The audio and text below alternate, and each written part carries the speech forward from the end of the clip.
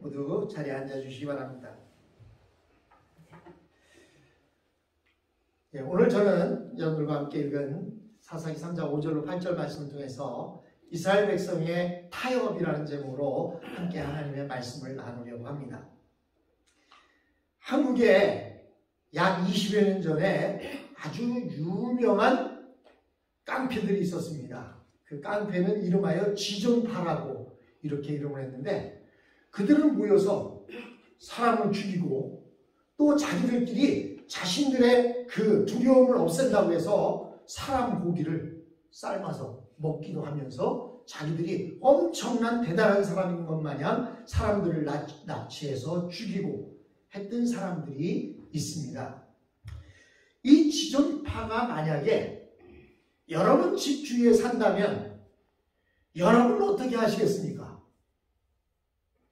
그들과 싸워봤자 이길 수도 없을 것이고, 그러니까 그들은 물론 여러분은 경찰에 신고를 할 것입니다.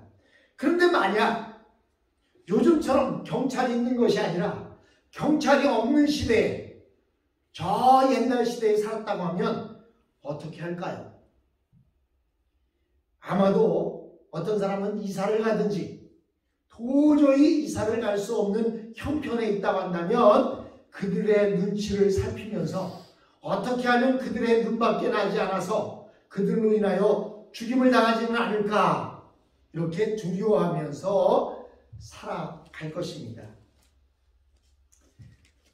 오늘 우리가 보고 있는 사사시대의 이스라엘 백성들이 바로 그랬습니다. 하나님께서는 가나안 족속들을 그 주위에 두셨어요.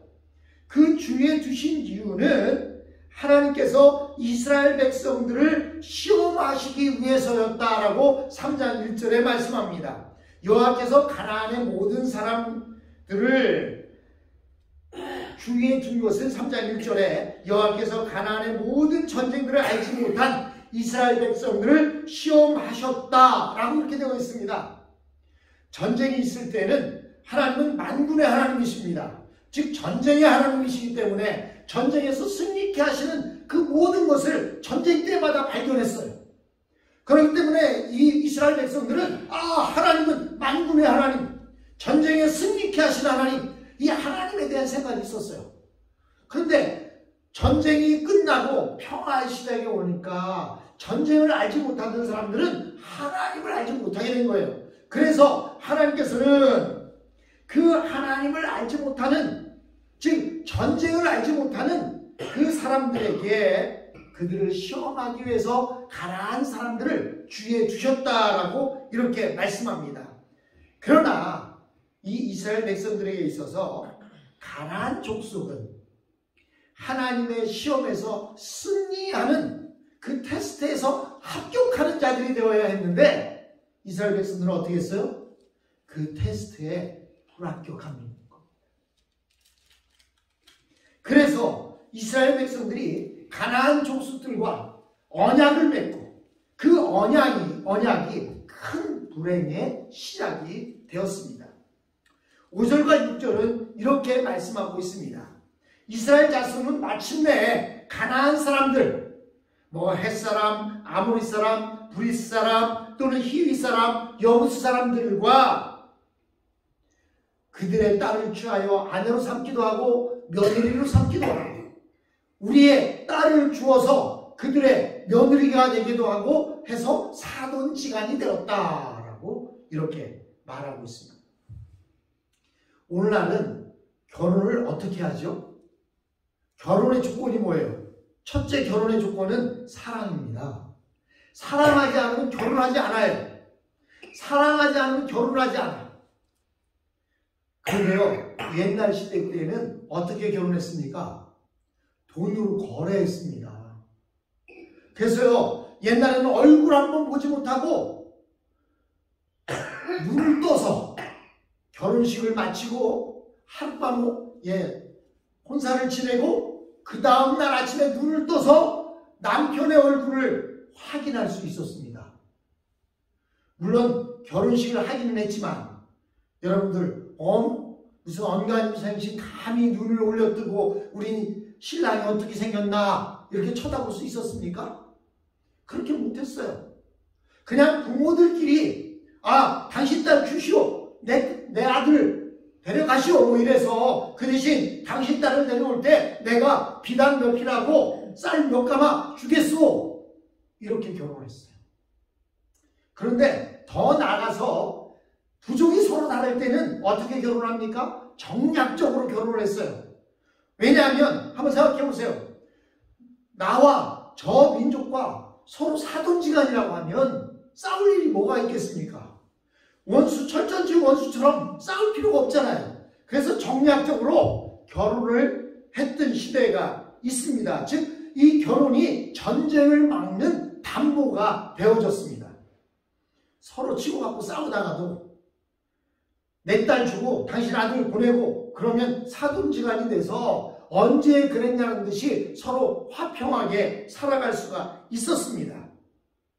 그런데요, 옛날의 전쟁은 어떤 전쟁이었습니까? 옛날의 전쟁은요, 땅 따먹기 하기 위한 전쟁이 아니었어요. 저 사람 땅을 내가 많이 가져야지 이런 전쟁이 아니었습니다. 그럼 옛날에 전쟁을 왜 일으켰어요? 노예 삼기 위해서 전쟁을 일으킨 거예요. 우리가 잘 살려면 노예가 필요해요. 내가 편안하게 살면 노예가 필요해요. 그래서 여러분, 이스라엘 백성이 망했을 때에도 저 바벨론으로 수많은 포로들을 끌고 갑니다. 왜 끌고 가요? 그들을 노예 삼아서 자신들이 편안하게 살기 위해서. 무슨 땅덩어리를 크게 가지고 있어. 지금처럼 땅덩어리가 커지면 그것에 석탄을 캐내고 석유를 캐내고 금을 캐내고 이렇게 하기 위해서 전쟁을 벌인 것이 아니라 옛날에는 노예 삼기 위해서 전쟁을 벌입니다. 그래서 다음번에 설교 시간에 말씀드리지만 그들은 전쟁에서 많은 사람을 죽이는 것이 목적이 아니에요. 어떻게든지 조공을 받고 그들로 하여금 노예처럼 부려먹기 위해서 전쟁을 일으킵니다. 또 옛날의 전쟁은 어떤 전쟁이었느냐? 사람 대 사람이 싸우는 전쟁이 아니었어요. 옛날의 전쟁은 니네 신이 크냐 우리 신이 크냐 신들의 전쟁이었습니다. 그래서 여호와를 믿는 이스라엘 민족들과 또는 바알과 아사를 믿는 다른 민족과 신들끼리 싸우는 그런 싸움이었던 것입니다. 그렇기 때문에 이 싸움을 멈추려면 어떻게 해야 돼요? 내가 졌습니다. 그럼 어떻게 해야 돼요? 저들이 섬기는 그 신 앞에 가서 절하면 되는 거예요. 저들이 섬기는 신 앞에 가서 절하면 그것으로 끝나요. 한국에서 왜 기독교인들이 많은 핍박을 받습니까? 사실 다른 종교들은 서로 당신 종교도 인정할게. 그래, 너 유교 잘 믿어. 너 불교 잘 믿어. 너 이슬람 잘 믿어. 그냥 나는 내가 믿는 거 잘 믿을게. 너희들도 천국 갈 수 있고 우리도 갈 수 있고 열심히 믿으면 돼. 그래서 그냥 절에 가면 부처를 믿지도 않아도 그냥 거기 가서 납작 엎드려 절하고 그들이 하는 대로 따라합니다. 그렇기 때문에 다른 종교들은 별로 핍박을 받을 일이 없어요. 근데 우리 기독교는 어때요? 오직 구원은 어디에 있다고요? 예수님 하나밖에 없다는 거예요. 그들은 서울 가는 길이 여기도 있고 저기도 있고 비행기를 타고 갈 수도 있고 기차를 타고 갈 수도 있고 버스를 타고 갈 수도 있고 뭐 이렇다고 이야기하는데 우리 그리스도인들은 뭐라고 얘기해요? 오직 서울에 가는 길은 한 길밖에 없다는 거예요. 천국에 가는 길은 오직 예수를 믿는 길밖에 없다는 거예요. 그러니까 다른 많은 이방 종교들이나 다른 종교들 또는 다른 사람들이 우리 기독교를 핍박하는 겁니다. 왜 어떻게 구원이 너희밖에 없냐? 어떻게 천국 가는 길이 너희밖에 없냐? 이러면서 그냥 찍고 까부르고 어떻게든지 넘어뜨리려고 하는 것입니다. 그런데요, 타협하며 살면 편안해요. 그래. 너는 예수 잘 믿고 나는 예수 잘 믿으니까 너는 부처님 잘 믿고 너는 유교 잘 믿고 그래 그냥 그렇게 서로 잘 믿으면 돼. 아니에요. 그건 기독교가 아니에요. 기독교는 예수 그리스도만이 오직 길이다. 내가 곧 길이요 진리요 생명이니 나로 말미암지 않고는 내 아버지께 올 자가 없다. 이렇게 말씀하셨습니다. 그런데 이스라엘 백성들이요, 그렇게 타협하는 거예요. 전쟁이 끝난 뒤에 10년, 20년, 30년이 지나가니까 자신의 부모 세대가 돌아가시고 젊은이들이 있다 보니까, 전쟁을 모르다 보니까 하나님의 위대함을 모르는 거예요. 그러니까 그냥 편안하게 살기 위해서 타협했어요. 그 타협이 뭐였어요? 우리 아들 당신 딸과 결혼시키고, 네? 나도 당신 신들 앞에 가서 절할 테니까 너도 당신들도 우리 신 앞에 가서 절하시오. 그래서 서로 인정해 주는 거예요. 당신은 당신 신 잘 믿으면 되고 우리는 우리 신 잘 믿을게. 그런데요, 이게 예수를 믿는다는 것이 참 어렵습니다. 왜냐하면요, 예수님은 무조건 싸우라는 거예요. 지존파가 옆에 살아도 두려워하지 말고 싸우라는 거예요. 죽으면 죽는 한이 있어도 대항해서 싸우지 타협하지 말라는 거예요. 세상 사람들은 말합니다. 그냥 모른 척하고 고개 한번 돌려. 눈 한번 깜빡 감으는데, 아유, 그냥 침 한번 꿀꺽 삼키고 미안해 한마디 하면 끝이야. 아유, 뭘 그런 거 가지고 그래. 근데 하나님은 우리에게 계속 말씀하십니다. 무엇을 말씀하셔요? 타협하지 말라는 거예요. 목에 칼이 들어와도 타협하지 말라는 거예요. 근데 이스라엘 백성들은 결혼으로 관계를 맺고 이방 신하 앞에 절을 하기 시작합니다. 여러분, 이렇게 타협하는 것은 어떤 거냐면요, 어느 집에 화재 경보기를 매달아놨어요. 근데 이 화재 경보기가 조금만 그 스모그만 올라가도 그냥 화재 경보기가 배를 막 울리고 또 스프링클러에서 물이 막 쏟아지는 거예요. 그러니까 이 주인이 짜증이 났습니다. 화가 났어요. 그래서 그 화재 경보기를 꺼버렸어요. 그러면 그 화재 경보기가 필요가 있을까요? 없을까요? 화재 경보기에 이상이 있으면 고쳐서라도 새롭게 달아놔야지. 안 그러면 나중에 진짜로 위급한 상황이 생겼을 때 경보가 울리지 않아서 어떻게 됩니까? 결국은 불에 홀라당 타버릴 수도 있고 그 안에 있던 모든 사람이 죽을 수도 있는 겁니다. 비상벨이 자꾸 울린다고 해서 그것을 귀찮다고 꺼버리면 도둑이 자기들 마음대로 물건을 훔쳐가도 알지 못하는 것입니다. 하나님께서 우리를 이 세상에 두신 이유는 좀 전에도 말씀드렸지만 이 세상과 싸우게 하기 위해서 우리를 이곳에 두셨습니다. 물리적으로 주먹 가지고 서로 치고 받고 싸우라는 이야기는 아닙니다. 정신적으로, 영적으로 싸우라고 하신 것입니다. 우리 그리스도인들에게는 전투의 의욕이 있어야 됩니다. 그래서 우리가 교회에 와서 모여서 예배하는 것은요, 이곳에 와서 훈련받고 위기 충천해서 나가서 저 세상 전쟁터에서 내가 싸워도 일당백이다 라는 심정으로 싸우기 위해서 우리가 이 자리에 모이는 것입니다. 절대로 우리 그리스도인들이 편하게 살려고 해서는 안 됩니다. 죄를 보면 본능적으로 싸울 준비를 해야 합니다. 누군가 우리를 유혹하려 들면 아무리 친한 사람이라고 해도 전투 태세를 갖추어야 합니다. 그러니 우리 그리스도인의 이 삶이 얼마나 피곤하고 재미없는 인생입니까? 남자가 그냥 자기 좋다고 은근한 말로 접근해 오면 그냥 그 말에 모른 척하고 살짝 넘어가는 척도 해야 되는데 그냥 손톱을 다 끄집어내고 조금만 가까이 와도 얼굴에 콩나물 대가리와 사지선다형 이렇게 사선을 그리겠다라는 심정으로 있는다고 한다면 누가 가까이 하려고 하겠습니까? 그러다 보니까 좋은 게 좋다고 우리 그리스도인들이 마음을 놓기 시작하고 조금 덜어내야지 하면서 전투 자세를 풀어버리는 것입니다. 그러면 그때부터는 마귀가 마음 놓고 우리의 생각 안에 들어와서 둥지를 틉니다. 이스라엘 백성들이 바로 그랬습니다. 이스라엘 백성은 가까운 적들과 화친했습니다. 평화를 선언했습니다. 그러자 생각지도 않는 외부에서의 고통이 찾아왔습니다.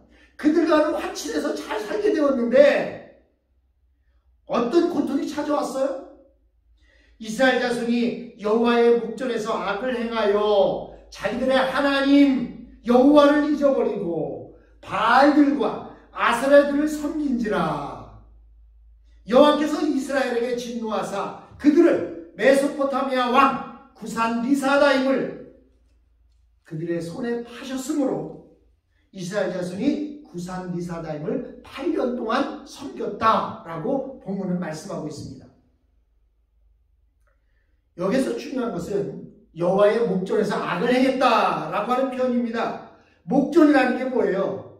바로 얼굴 목자에 눈목자에 앞전자잖아요. 눈앞에 있다는 거죠. 즉 여호와의 목전에서 악을 행했다는 것은 여호와의 얼굴 앞에서 여호와의 눈앞에서 악을 행했다는 것입니다. 다시 말해서 하나님께서 이스라엘 백성들을 눈으로 계속 보고 계셨다라고 말씀하시는 것입니다.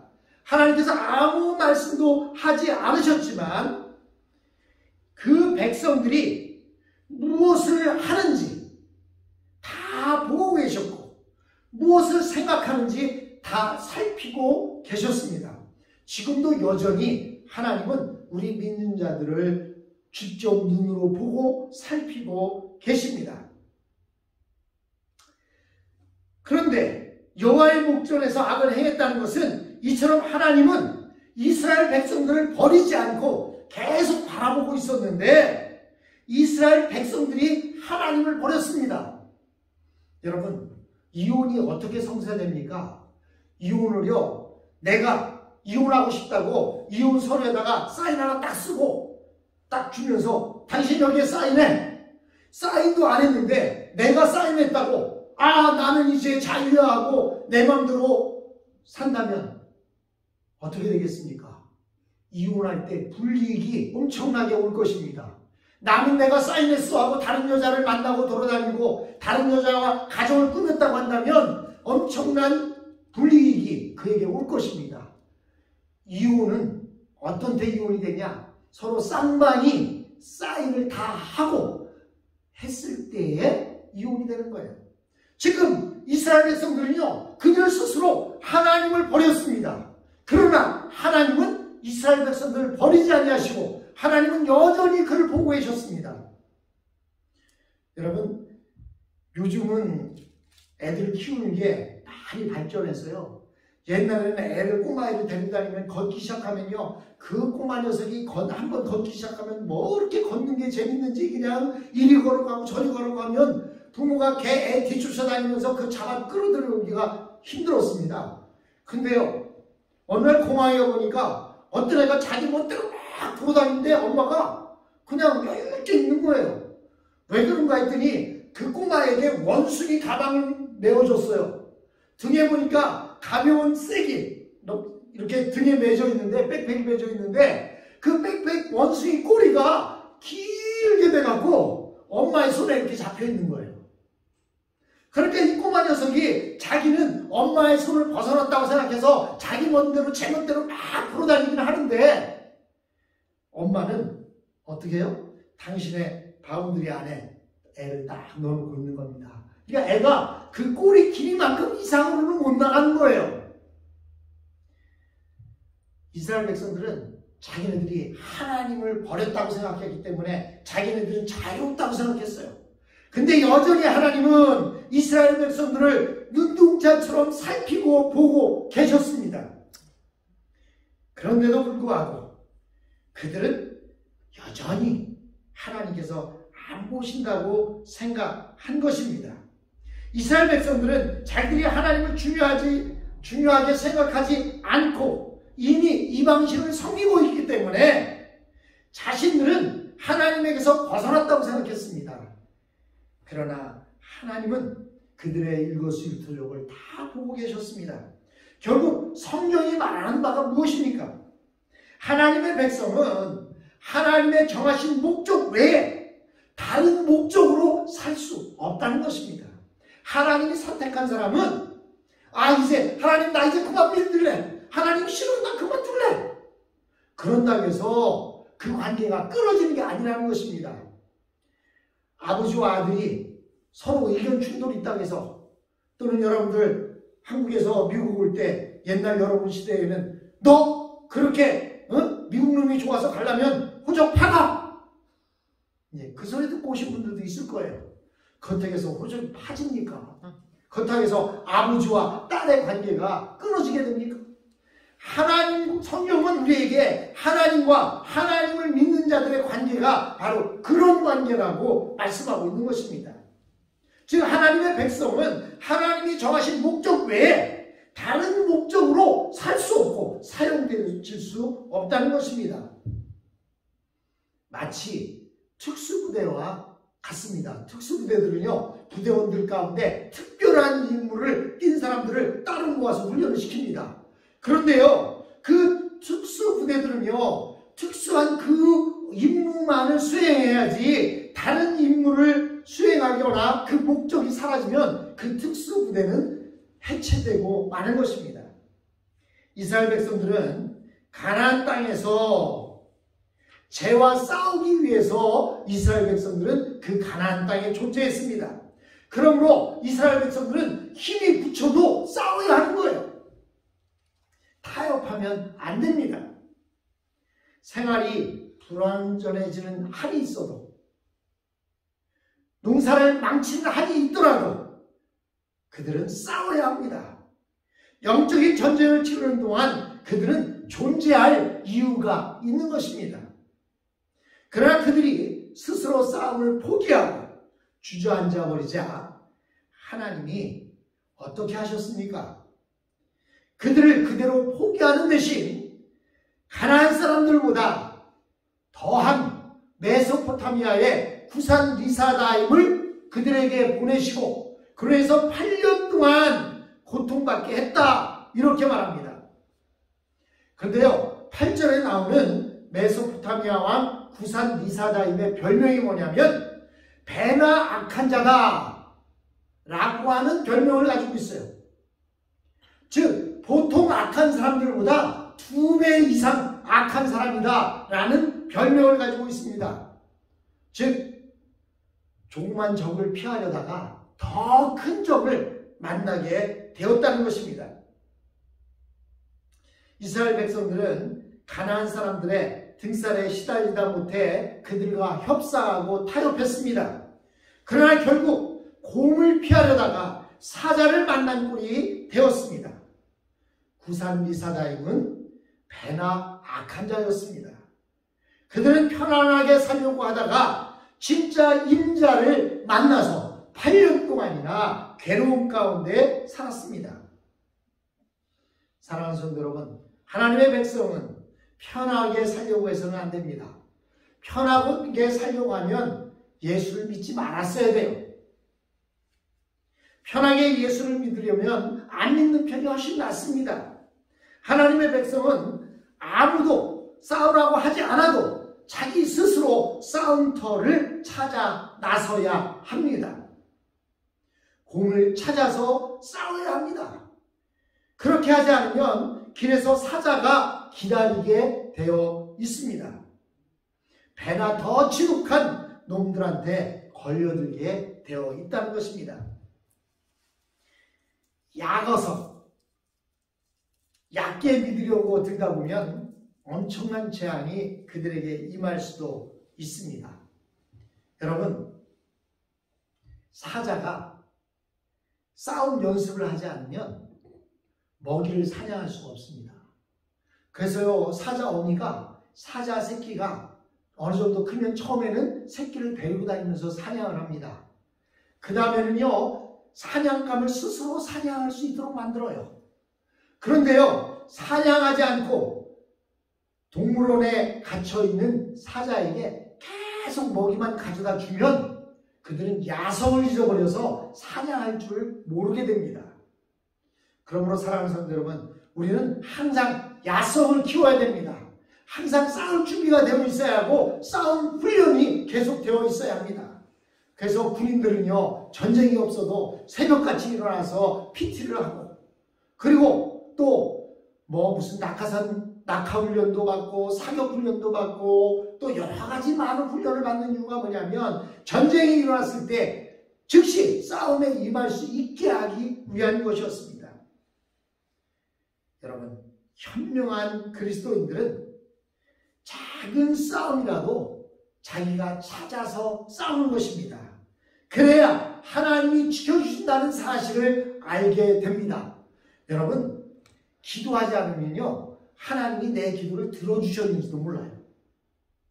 하나님은 여전히 날 사랑해서 나를 이렇게 어려운 가운데 살아가게 합니다. 지금도요, 우리 미국 내에는 어제 하루만도 4만 명이 코로나에 확진이 됐습니다.